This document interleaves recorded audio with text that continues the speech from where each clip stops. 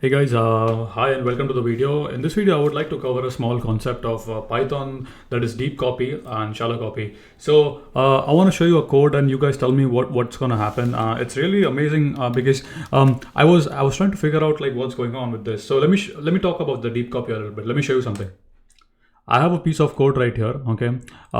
Nothing fancy. I have a JSON document, name, age, and is primary. I have two documents here.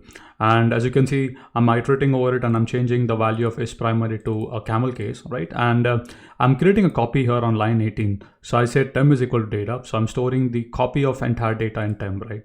So what do you think, what's gonna happen when I print this, when I print data and when I print temp? What do you expect to happen? Now you would be amazed what's gonna happen. Trust me. It's gonna blow your mind. So check this out. When I print data, which is basically I'm changing the value here, I'm iterating over it. So essentially, as you can see, the value were changed, but temp, I didn't change anything in temp. Temp was also changed. So what's happening is basically this is like a reference, whenever you're changing this, basically the temp is referring to the data. So in the memory. So you want to create a deep copy here. So you see the problem because I never changed temp. So why is temp changing? You see?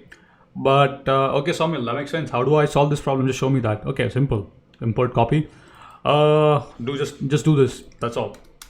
Say copy dot deep copy, and you want to do a deep copy there.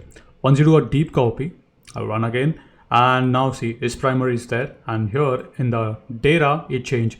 So you created a deep copy of your data or a variable.